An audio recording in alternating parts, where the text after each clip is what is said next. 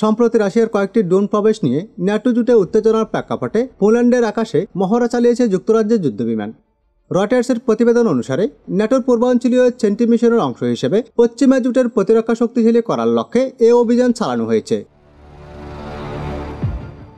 British প্রতিরক্ষামন্ত্রী জন হিলি এক বিবৃতিতে বলেছেন, এই মিশনটি একটি স্পষ্ট সংকেত পাঠায় ন্যাটো আকাশ সীমা রক্ষা করা হবে।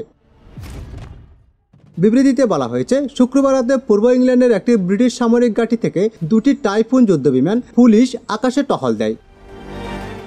রাশিয়ার আকাশ হুমকি প্রতিরোধ প্রতিরক্ষার জন্য এগুলো উড্ডয়ন করে। শনিবার বুড়ে বিমানগুলো নিরাপদে যুক্তরাজ্য ফিরে এসেছে। যুক্তরাজ্য সরকার 2027 সালের এপ্রিলের মধ্যে প্রতিরক্ষা ব্যয় জিডিপির 2.6% উন্নীত করার কথা জানিয়েছে।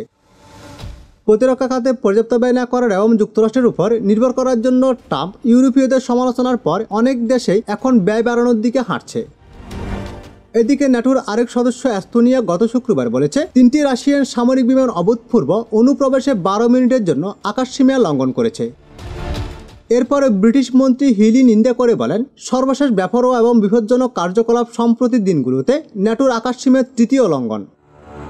অপরদিকে পোল্যান্ডে রাশিয়ার ড্রোন ইউক্রেনে হামলার সময় ভুলবশত প্রবেশ করেছিল বলে আগে জানিয়েছেন রাশিয়া। সেই সঙ্গে দেশটির প্রতিরক্ষা মন্ত্রণালয় এস্তোনিয়ার আকাশসীমার লঙ্ঘনের কথা অস্বীকার করে বলেছে, বিমানগুলো নিরপেক্ষ জলসীমার উপর দিয়ে উড়েছে।